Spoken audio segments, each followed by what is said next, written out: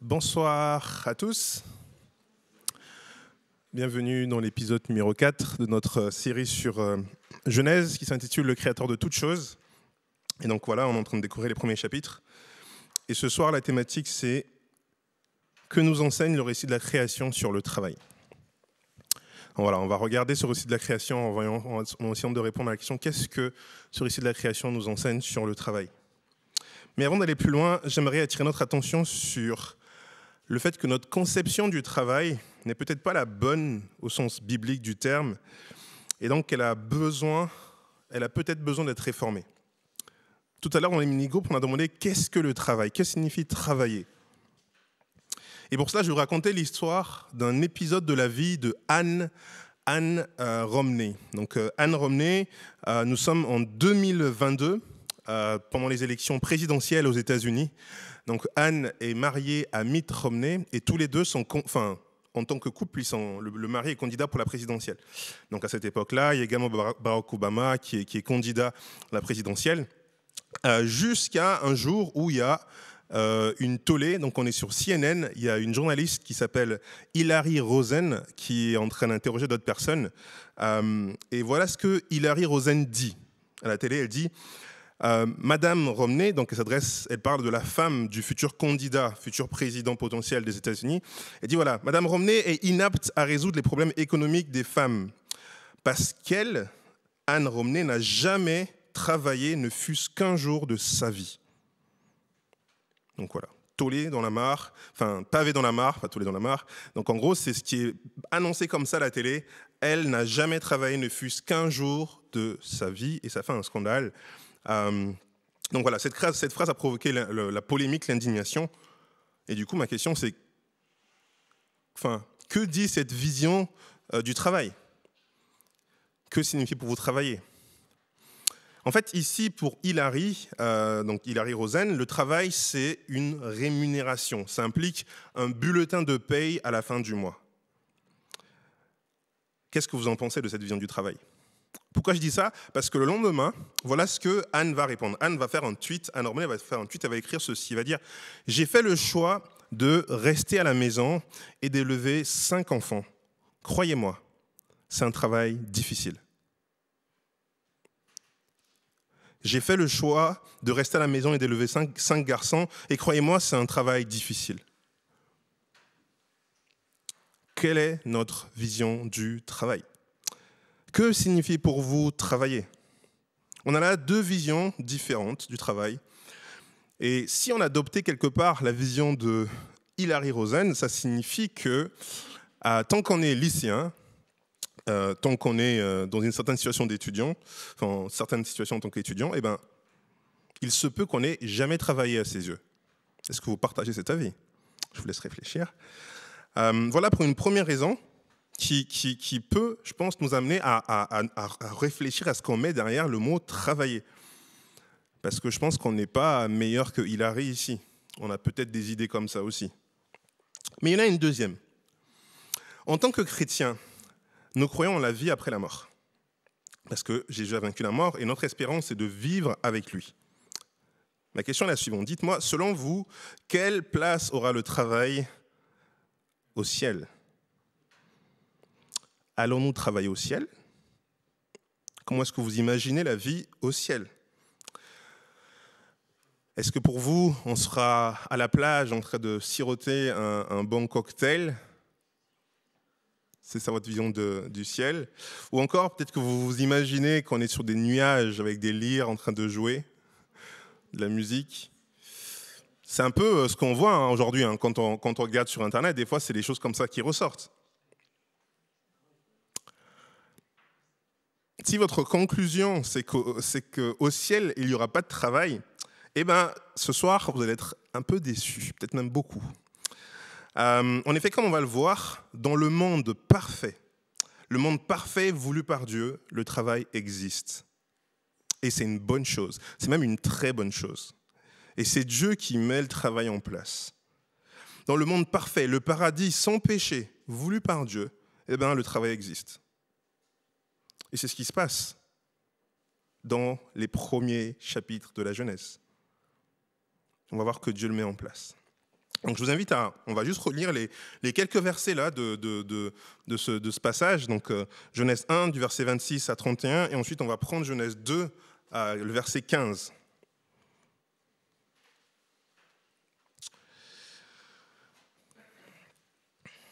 Je lis.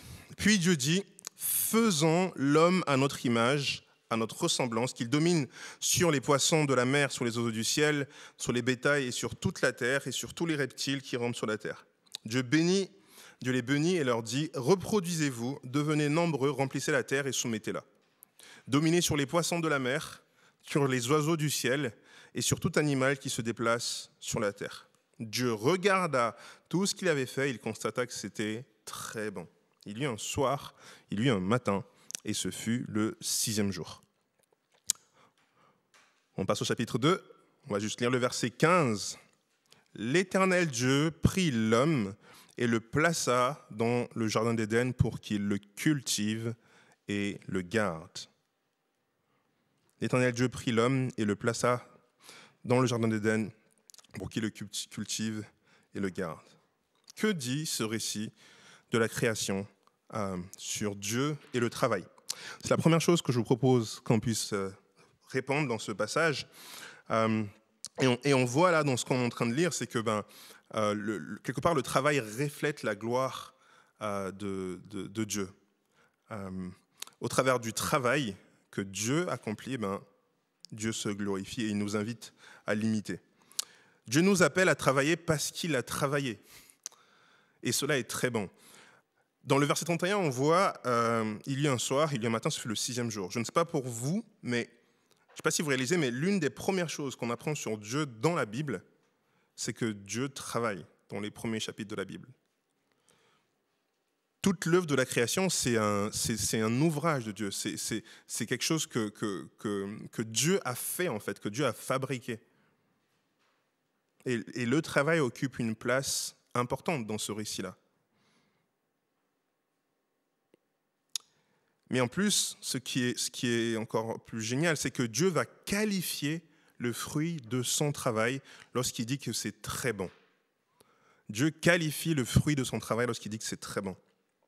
Et quelque part, ça sous-entend justement, voilà, ça vient encore confirmer cette idée-là que Dieu est favorable à cela. Et j'aime beaucoup la traduction de la Semeur qui dit que Dieu considéra tout ce qu'il avait fait. Donc Dieu a regardé tout le travail qu'il avait réalisé. Et cela a été très bon. Si Dieu a lui-même travaillé, alors comment comprendre peut-être le travail ici? Je pense que la notion de travail dans ce texte est large. Et elle ne peut pas être limitée à une profession, comme on peut essayer de le faire. En effet, dans le travail ici, Dieu inclut, si on doit citer plusieurs professions que nous connaissons aujourd'hui et peut-être d'autres que nous ne connaissons pas. Dieu a créé un beau paysage, c'est le travail d'un artiste. Il a créé les fréquences des notes que les musiciens utilisent. Il a créé le réflexe. Et cela veut dire que c'est plus qu'un neurologue. Si on part du principe que le neurologue, il va étudier comment fonctionne le cerveau, Dieu est plus qu'un neurologue. Bref, il y a tout un panel d'activités, tout un panel de professions, ce que vous voulez, qui est implicite en fait ici. Et il ne s'agit pas d'une profession spécifique, ni d'une activité spécifique. La vision du travail ici traduit plutôt toutes sortes d'activités et de tâches variées, dont certaines qu'on connaît, peut-être que d'autres qu'on ne connaît pas encore. Et comment Dieu qualifie le résultat de son travail, cela est bon. Le travail en tant que tel a une valeur en soi, une valeur intrinsèque pour Dieu. Et cette valeur-là, c'est quelque chose qui honore Dieu et Dieu le souligne ici. Le travail, le fruit du travail est bon et cela implique quelque part que cette activité-là, pour Dieu, est une bonne activité. Et cette activité, c'est le travail. Et un autre élément qu'on peut voir dans ce texte, c'est qu'on voit que Dieu travaille en équipe, faisant l'homme à notre image. C'est ce qu'on voit au verset 26. Dieu travaille en équipe. Et on en a déjà parlé la semaine dernière, mais voilà, un aspect qui est important, voilà, c'est que Dieu travaille en équipe. Et ce qui nous amène du coup à la suite, c'est qu'aujourd'hui encore, eh ben, Dieu travaille en équipe. Il nous utilise, nous, qui sommes faits à son image.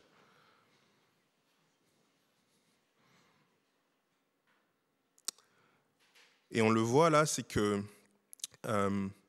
au verset 15, quand on regarde le verset 15, l'Éternel Dieu prit l'homme et le plaça dans le jardin d'Éden pour qu'il cultive et qu'il garde. C'est explicite qu'il s'agit ici de travail. Il s'agit ici comment dire, c'est une activité quoi, que l'être humain est appelé à faire. Et c'est un travail qui implique au moins deux choses. Moi, au plus simple, par travail, ça implique au moins une activité mentale et physique, quelque part. L'homme est appelé à cultiver la terre et à prendre soin de cette terre. Et en fait, Dieu encourage l'homme à le faire. Dieu encourage l'homme à explorer cela. Et c'est quoi ça ? C'est comme si, en fait, vous amenez un enfant dans un endroit où il y a plein de jouets et vous lui dites, vas-y, profite, amuse-toi. La terre en tant que telle, c'est une ressource que Dieu met à disposition de l'homme pour qu'il puisse la travailler, pour qu'il puisse travailler cette terre-là, pour qu'il puisse la cultiver. Imaginez Adam et Ève avant la chute, mais au XXIe siècle, avec nous aujourd'hui. Okay ? La chute n'a jamais eu lieu. Adam et Ève, au XXIe siècle, ils débarquent chez vous dans votre votre maison, dans votre appartement. Ils rentrent chez vous et ils sont intrigués par un frigo. Ils disent, c'est quoi ça ? Parce qu'à leur époque, le frigo, ça n'existait pas. C'est quoi ce truc ? Le robinet, mais c'est quoi ça ? Et du coup, vous leur expliquez que Dieu a mis des ressources dans la terre qui permettent de produire ces éléments-là, produire des tuyaux pour que l'eau s'écoule, du métal qu'on peut exploiter, transformer pour produire un robinet. Vous leur expliquez ça ? Et comment ils réagiraient ? Ils disent, waouh, tout ça provient de ce que Dieu avait placé dans cette terre. Par cultiver dans ce passage, Dieu nous encourage à utiliser cette ressource-là, à la transformer de toutes les manières, toutes les manières qu'il nous donne. Les bancs qui sont à côté, sur lesquels vous êtes assis, c'est cette œuvre de transformation finalement que l'être humain fait et qui quelque part rend gloire aussi à Dieu. Mais il y a également un autre verset qui est important, un autre mot qui est important, c'est garder. Il y a un aspect de garder dans le sens de prendre soin. De prendre soin. Aujourd'hui, à l'heure où on parle de réchauffement climatique, on est conscient quelque part que l'être humain n'a pas forcément bien gardé certaines choses.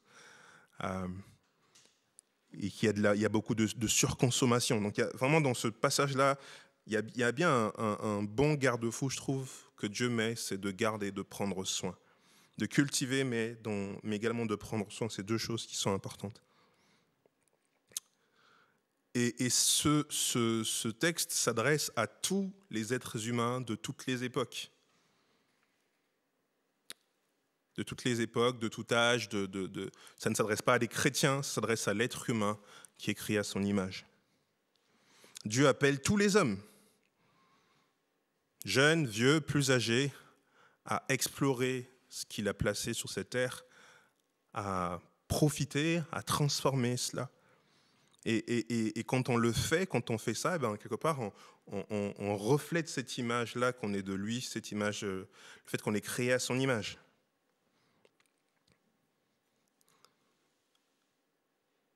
Et je pense aussi que ça nous interpelle peut-être par rapport à... je connais des gens, par exemple, qui veulent avoir des entreprises chrétiennes. sous prétexte que ça sera forcément les meilleures entreprises qui existent. Je peux comprendre je peux comprendre l'idée derrière, mais ce qu'on voit ici, c'est que Dieu veut que l'être humain puisse peupler la création par sa créativité. C'est pas les chrétiens qui ont inventé ce banc. C'est pas les chrétiens qui ont inventé ce micro. C'est pas les chrétiens qui ont... Enfin voilà, il n'y a pas une affiliation qui est liée à notre foi en tant que telle. Le mandat culturel, ce dont il est question ici, c'est donné à tout être humain. Mais le cadre que Dieu donne, c'est dans l'idée de prendre soin, bien entendu. Quelque chose qui prend soin, créé pour prendre soin, c'est quelque chose qui honore Dieu, d'après ce que l'on voit en tout cas dans ce passage. Et bien entendu, je suis d'accord pour dire que voilà, en tant que chrétien, on va y venir, c'est qu'on a aussi une autre vision par rapport à ça. Bref, dans cette section, ce que l'on voit, c'est que Dieu nous encourage à travailler, à explorer, à transformer les ressources qu'il a placées sur cette terre. Et qu'est-ce que cela implique ? Eh bien, si on repense tout à l'heure à l'exemple de Anne Romney, eh bien, le fait d'éduquer ses enfants est un investissement qui demande du temps, qui demande de la patience. Mentalement, ça coûte. Et c'est important qu'on puisse l'avoir en tête et qu'on puisse honorer ça.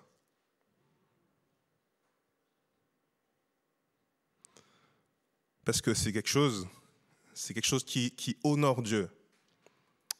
Ma belle-mère a arrêté de travailler quand elle a eu ses enfants pour prendre soin de ses enfants. Et depuis, elle n'a plus jamais travaillé. Est-ce que cela a été inutile ? Je ne pense pas. Je dirais même non. Mais si pour nous, cette vision-là du travail, si pour nous, ce n'est pas du travail, alors on est en porte-à-faux avec ce que Dieu dit, en fait. Le travail de l'éboueur, également, est important. Le travail des personnes qui viennent vider vos poubelles le matin est important, parce que s'ils ne le faisaient pas, il y aurait de la saleté de partout.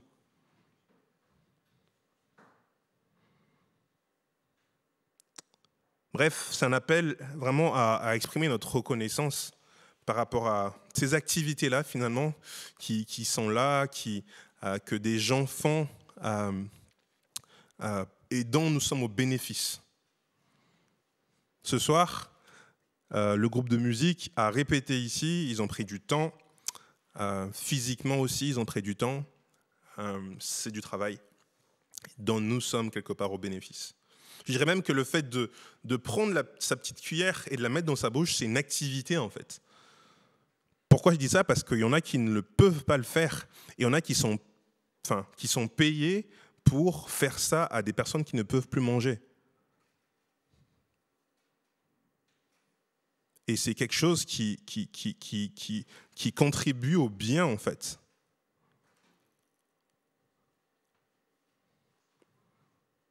Dieu nous appelle à travailler et il nous appelle à reconnaître cette valeur du travail sous toutes ses formes, sous toutes les formes qu'il peut avoir.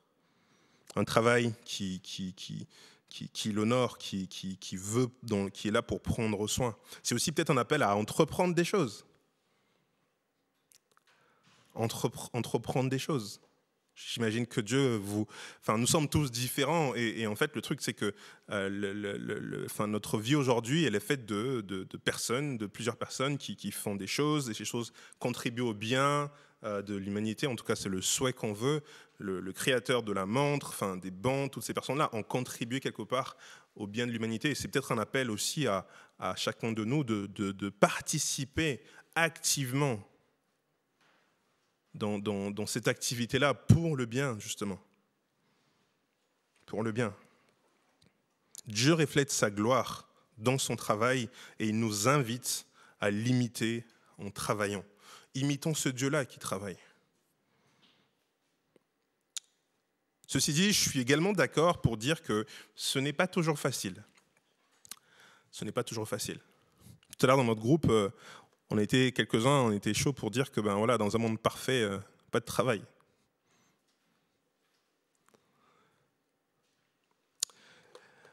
Du coup, j'aimerais qu'on puisse aussi voir cette réalité-là, d'être conscient de cette réalité-là, du fait que le travail peut être difficile, peut être pénible, et qu'on puisse s'arrêter quelques instants là-dessus pour voir comment est-ce que ça nous concerne, nous.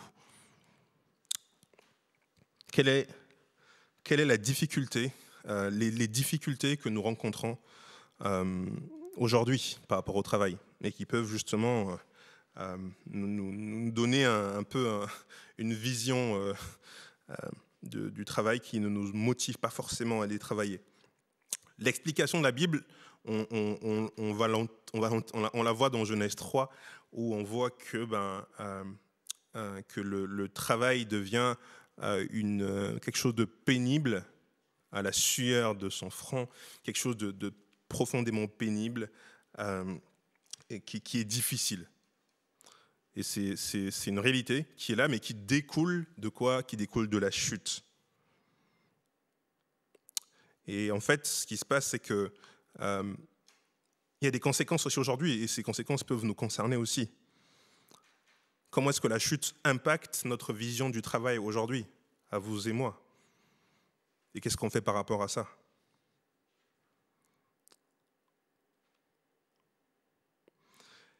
On peut dire plusieurs choses, mais je pense qu'il y a plusieurs choses qu'on peut dire. Enfin, j'ai pas envie d'être trop long là, mais ce qu'on constate des fois dans notre monde, c'est que le travail en tant que tel n'a plus forcément une valeur en soi.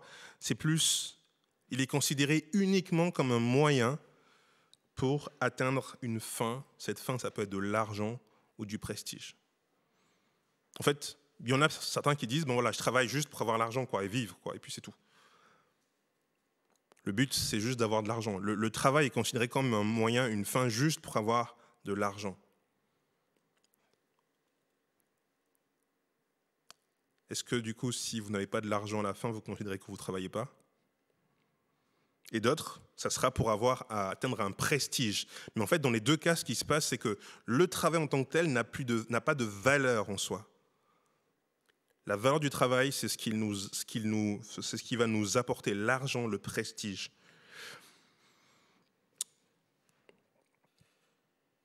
Et une autre dérive, je pense, qui est là, qui découle du péché, c'est que on a l'aspect du travail qui ne nous satisfait pas. Et des fois, finalement, en fait, le point, c'est que le travail est d'abord pour ma propre satisfaction personnelle. Okay? Le travail, c'est pour moi. Il faut que ça me satisfasse. Ça.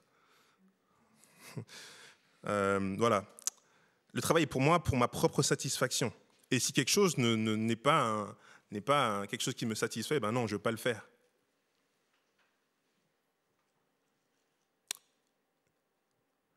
Genre, par exemple, aider mes parents à la maison.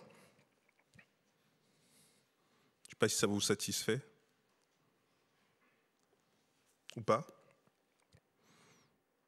Ou est-ce que vous préférez faire autre chose, que vous voulez Bref, il y a cette notion-là de prestige. Et on le voit d'entrée de jeu, on le voit même dans Genèse 4, au moment de la tour de Babel. En fait, ce qui se passe à la tour de Babel, on est après la chute. Les gens, ils disent, allons, construisons-nous une ville, une tour, dont le sommet touche le ciel, et faisons-nous un nom, afin de ne pas être dispersés sur toute la terre. Faisons-nous un nom. Il faut une construction pour se faire un nom. Le travail est un moyen de prestige, un moyen d'être plébiscité, et dans notre société qui est basée sur l'attention, où l'attention est importante, et en fait, le travail en tant que tel, on l'oublie. Ce qui est important, c'est la quantité d'attention que l'on reçoit, si on fait ça ou si on fait ça. Où est-ce que j'ai le plus d'attention? C'est là que je suis allé faire, peut-être. Il y a un monsieur qui s'appelle Parker Palmer qui a écrit un livre, Let Your Life Speak. Et en fait, il raconte une histoire d'un moment où il devait décider de postuler à une offre d'emploi pour devenir président d'une université. Et ce qui se passe, c'est qu'il demande quand même conseil à ses proches pour l'aider à discerner par rapport à ce choix-là. Donc ses amis l'ont rencontré et ils lui ont posé pas mal de questions. Et ils l'ont écouté parler. L'un de ses amis lui a posé cette question. Qu'est-ce qui te plairait par cœur ? Qu'est-ce qui te plairait le plus dans le fait d'être président d'une université ? Parker a répondu je n'aimerais pas avoir à renoncer à l'écriture, à mon enseignement, parce qu'il était écrivain. Je n'aimerais pas la politique de la présidence, parce qu'on ne sait jamais qui sont nos vrais amis. Donc ça, c'est pas quelque chose qui me plaît. Je n'aimerais pas non plus devoir manipuler des gens que je ne respecte pas simplement parce qu'ils ont de l'argent. Je ne veux pas me sentir obligé de les respecter parce que je suis président et que ces personnes-là vont aider l'université. Alors là, son ami l'a arrêté. Arrête. Doucement. Je t'ai demandé, qu'est-ce que tu aimerais le plus ? Là, tu es en train de me sortir, je n'aimerais pas. Mais qu'est-ce qui te plairait dans ce travail-là, en fait ?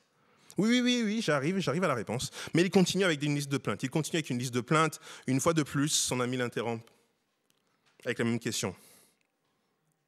Se sentant obligé de répondre, il dit ceci, écoutez bien. Je crois que ce que j'aimerais le plus, c'est avoir ma photo dans le journal avec le mot président en dessous.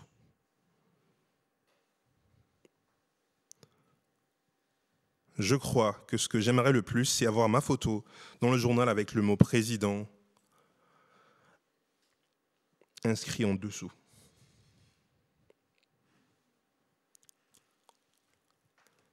L'objectif, c'est l'attention. Et là, ses amis lui ont dit, Parker, il y a une autre manière d'avoir sa photo sur un papier, tu peux te l'imprimer chez toi, par exemple. Mais vous voyez ou pas, l'objectif, c'est ce prestige-là, qui est la finalité, qui devient un but en soi. Et le travail n'est plus qu'un moyen, en fait. Et finalement, en fait, je cherche le moyen, le but, c'est le prestige, quoi. Et ce que l'on voit dans le texte de la Genèse, c'est que Dieu nous a donné le travail, et dans le travail, il y a une valeur en soi. Et un autre mal de notre société, c'est que finalement, des fois, le travail devient même notre identité à nous. Et d'ailleurs, c'est profondément marquant parce que quand on voit dans le récit de la Genèse, Dieu crée et Dieu est distinct de sa création. Dieu n'est pas lié à ce qu'il a créé. Mais ce qui se passe aujourd'hui, c'est que des fois, on s'identifie à notre travail. Notre travail devient nous, en fait. Nous sommes notre travail. Nous sommes finalement attachés à ça, en fait, à ce travail-là. Et là également, c'est un autre mal, finalement, qui nous touche.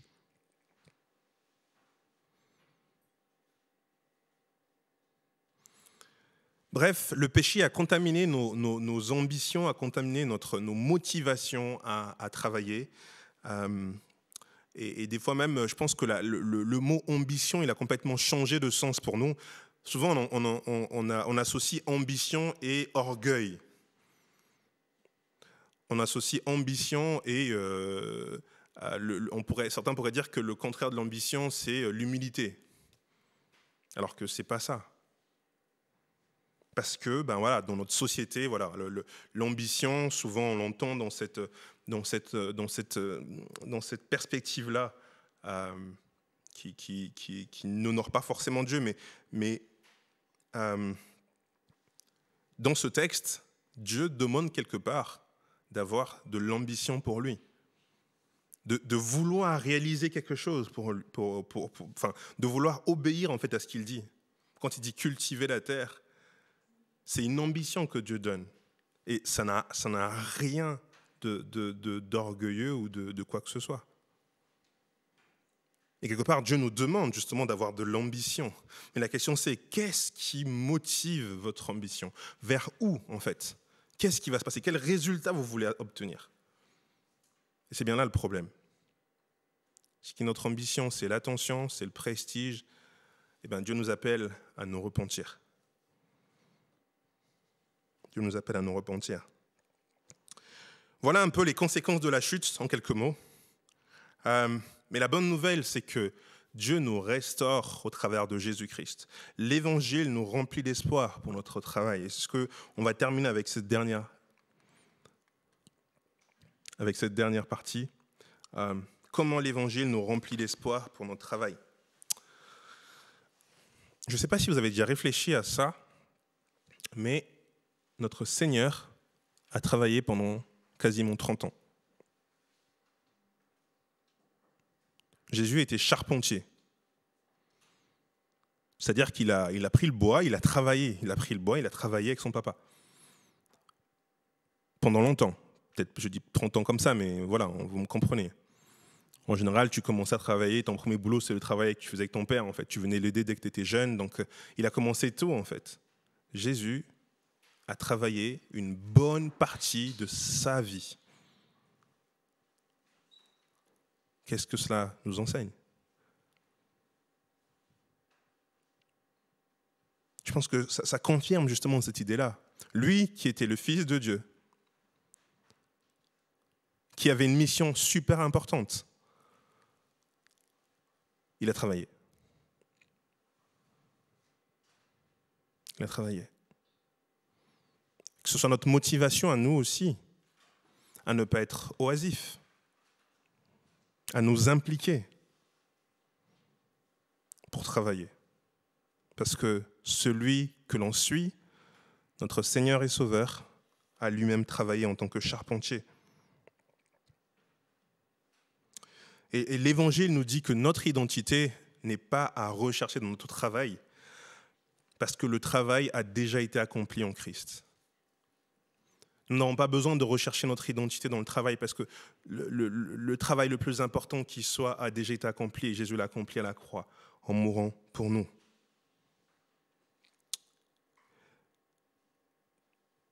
Et je pense qu'une motivation, quand on regarde à ce que Jésus a fait, Jésus a travaillé pour la gloire de Dieu et par amour pour nous servir. Si on peut dire ça, son ambition, c'était de glorifier Dieu et de nous aimer, de nous servir, nous. Nous pouvons l'imiter également dans cela, dans le travail que nous sommes appelés à faire, que nous puissions travailler pour la gloire de Dieu, mais également pour le bien de l'autre. Et je pense que c'est de bonnes motivations pour nous. C'est de bonnes motivations et qui vont nous garder peut-être de faire de mauvaises choses. L'année dernière, on avait parlé de technologie, on avait parlé de Facebook, des réseaux sociaux, et on avait vu ensemble que cette technologie-là, elle a été conçue pour nous rendre addicts, en sens où la technologie n'est pas neutre, contrairement à ce que l'on peut penser. Les ingénieurs qui ont créé ces outils-là ont créé pour qu'on puisse passer du temps là-dessus, pour être addict à ça. La motivation est mauvaise.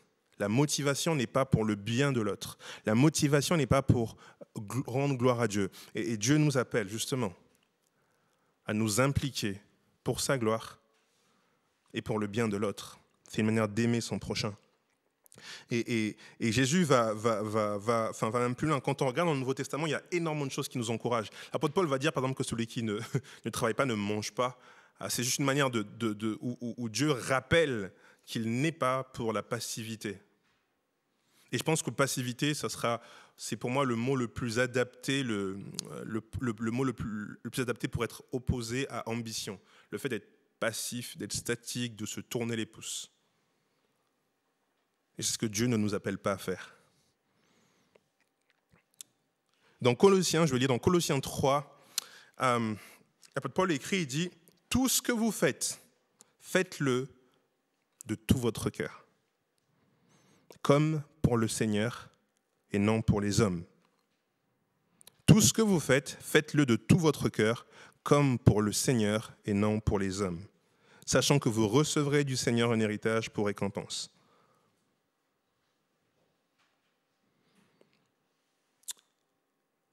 Et si on pense aux esclaves, les esclaves qui sont dans une situation difficile, précaire, qui leur travail en tant que tel n'est pas quelque chose qui les stimule, quand on pense à un esclave, on imagine que déjà que ces personnes qui n'ont pas de liberté, il est obligé de faire des tâches qui ne sont pas forcément géniaux. Voilà ce que Paul dit. Éphésiens 6, « Esclaves, obéissez à vos maîtres terrestres avec crainte et profond respect, avec sincérité de cœur, comme à Christ. Ne le faites pas seulement sous leurs yeux, comme le feraient des êtres désireux de plaire aux hommes, mais obéissez comme les serviteurs de Christ qui font de tout leur cœur la volonté de Dieu. » Je vais le relire. « Esclaves, obéissez à vos maîtres terrestres avec crainte et profond respect, avec sincérité de cœur, comme à Christ. Ne le faites pas seulement sous leurs yeux, comme le feraient des êtres désireux de plaire aux hommes, mais obéissez comme des serviteurs de Christ qui font de tout leur cœur la volonté de Dieu. » Notre motivation, Dieu. Et je pense que c'est quelque chose qui doit nous motiver au travail. Cette semaine, j'ai passé une semaine difficile pour moi et au travail. C'était difficile pour moi de travailler pour plusieurs raisons. J'avais pas envie de travailler. Et je me suis dit, mais Dieu permet des situations où je n'ai pas envie de travailler et en plus je vais enseigner sur le travail.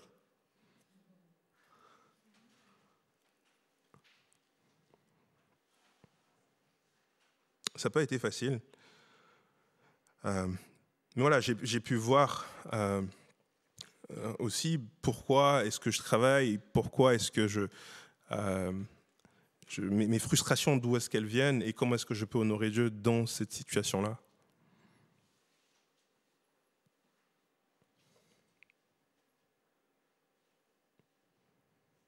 Ouais. Que Dieu nous aide à travailler pour lui et pour le bien de l'autre. Que Dieu nous aide à valoriser le travail que l'on voit autour de nous. Être reconnaissant pour ça. Même les petites choses.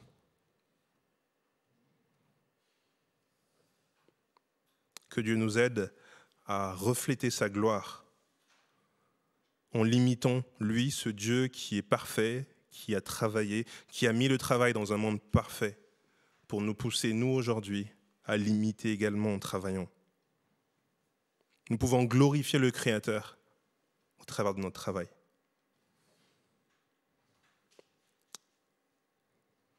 Dieu a mis à disposition des matières brutes qui n'attendent que nous. Dieu a mis à notre disposition plein de choses sur cette terre qui n'attendent que nous puissions les travailler pour pouvoir en faire bénéficier d'autres.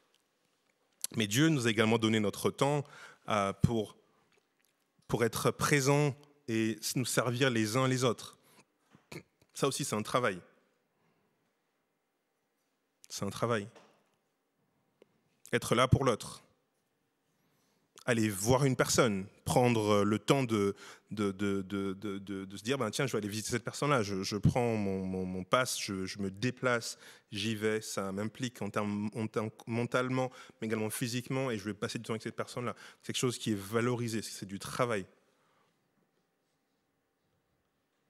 Le travail, ce n'est pas que du salaire. Sinon, en fait, on devrait nous payer pour nettoyer l'église. Est-ce que nous sommes prêts à investir du temps, du coup, dans ces différentes activités-là, pour glorifier Dieu et pour le bien de notre prochain? Voilà ce que Dieu nous pose comme question ce soir. Je vais prier. Seigneur notre Dieu, je te remercie pour ta parole. Je te remercie parce que dès le livre de la Genèse, on voit que tu es un Dieu qui travaille. Merci pour cela. Merci pour ce témoignage de ta parole. Et merci aussi parce que tu nous appelles à cultiver, à garder, à prendre soin. Et Seigneur, pardon. Pardon Seigneur, parce que tu sais combien des fois nous manquons à cela. Pardon pour notre passivité, Seigneur. Que ce soit au travail, que ce soit à la maison, dans les tâches qu'on peut être amené à faire chez nous, Seigneur. Pardon, Seigneur, parce qu'on est souvent motivé par un travail qui nous satisfait, nous, d'abord, et pas toi et les autres. Seigneur, aide-nous à mourir à nous-mêmes. Aide-nous, Seigneur, à mourir à nous-mêmes pour te glorifier, toi, pour aimer notre prochain en nous impliquant pour ces personnes-là. Et merci, Jésus, de nous avoir montré le modèle parfait. Ce Dieu serviteur qui est descendu pour donner sa vie en rançon pour nous. Merci pour ce travail qui t'a coûté ta vie pour nous sauver. Viens nous transformer, Seigneur. Viens nous aider à refléter ta gloire par notre travail. En Jésus, j'ai prié. Amen.